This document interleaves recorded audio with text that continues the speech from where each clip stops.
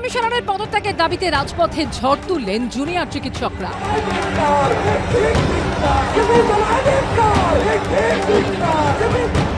লালবাজার অভিযানে জুনিয়র চিকিৎসকের হাতে যখন গোলাপ কিংবা রজনীগন্ধা, তখন এই চিকিৎসকদের আটকাতে দুর্গ করে তুলল পুলিশ। এই জুনিয়র চিকিৎসকদের আটকাতে ব্যারিকেড করে তুলল পুলিশ, তা আবার বাঁধা হলো ভারী শিকল দিয়ে।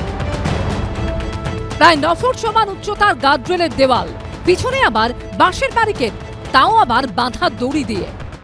বিবি গাঙ্গুলি স্ট্রিট এবং ফিয়ার্স লেনের ক্রসিং এ এখানে তুমি দেখতে পাচ্ছ ছোট ছোট গার্ডরেল দিয়ে একটা ব্যারিকেড তৈরি করা হয়েছে এবং তারপরে কিন্তু বাঁশ দিয়ে একটা ব্যারিকেড তৈরি করা হয়েছে। ঠিক সামনে প্রায় 9 ফুট উচ্চতার লোহার যে বড় বড় অংশ রয়েছে সেগুলো দিয়ে কিন্তু সম্পূর্ণ ঘিরে দেওয়া হয়েছে।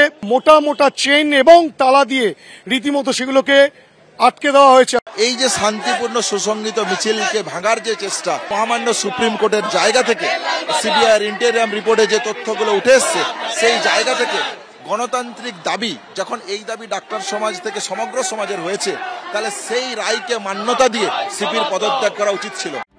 জুনিয়র চিকিৎসকদের হাতের পোস্টারে কোনোটায় লেখা দফা 1 দাবি 1 বিনীত গোয়েলের পদত্যাগ, কোনোটায় আমার লেখা তথ্য প্রমাণ খেলে লুটে জাস্টিস খোঁজো 40 ফুটে, কিংবা গিরগিটি বাকি বোঝা দায় বিছানার চাদরও রং পাল্টায়। এই মিছিলের মূল দাবি হচ্ছে পুলিশ কমিশনারের পদত্যাগ, অভয়ার বিচার চাই এবং পাশাপাশি লালবাজার অভিযানের ডাক। এবং এখানেও স্পষ্ট করা হয়েছে যে প্রশাসনিক অপদার্থতার দায় নিয়ে অবিলম্বে বিনীত গোয়েলকে পদত্যাগ করতে হবে।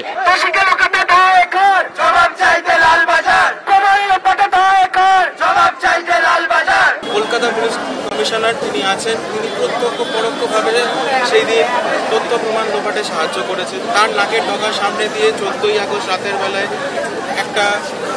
একদল মব ঢুকে এমার্জেন্সিতে ঢুকে ভাঙচুর করে। শুধু তাই নয়, তারা যখন ভাঙচুর করছিল তাদের মুখে একটা জিনিস ছিল যে সেমিনার রুমটা কোন তলায় বল, আমরা সেটা ভাঙব। রাস্তার মাঝে জ্বলল আগুন, রাস্তার মাঝে লিখে স্লোগানে গানে চলল প্রতিবাদ।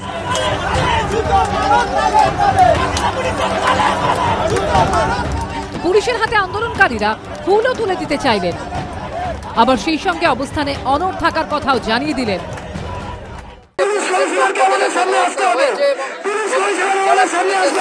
আমরা বলেছি যতক্ষণ না সিপি এখানে আসবে, আমাদের ডেপুটেশন নেবে, ততক্ষণ আমরা এখান থেকে নড়বো না।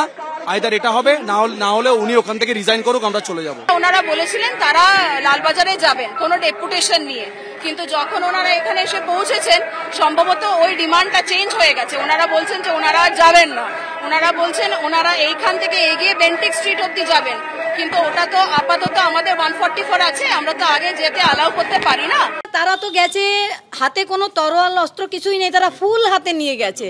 তাদের ওই লোহার ব্যারিকেড দিয়ে আটকানো, এটা তো একটা অমানব। হয়তো সৎ সাহস নেই ওনার, তাই উনি লোহার ব্যারিকেড দিয়ে ওদের আটকাতে চাইছেন।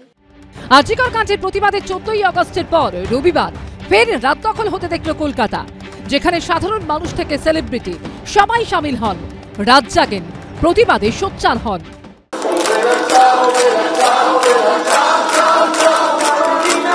যে দেশে রাতারাতি নোটবন্দি করা সম্ভব হয়, সেই দেশে সেই রাজ্যে একটা রেপিস্ট আর একটা মার্ডারারকে শাস্তি দিতে 23 দিন লাগতে পারে না।